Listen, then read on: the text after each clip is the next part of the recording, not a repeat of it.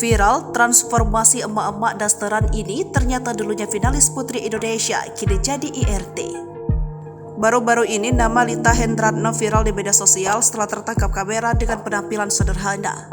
Dalam video yang beredar, Lita tampak sedang menjaga anaknya. Dia kerap tampil sederhana dengan balutan daster ala emak-emak. Meski berpenampilan sederhana, nyatanya bapak muda tersebut memiliki prestasi yang tak sederhana. Kini dirinya menjadi ibu rumah tangga atau IRT yang sembari menjadi konten kreator keluarga. Sosok Lita tak ragu untuk berpenampilan sederhana meski di luar rumah.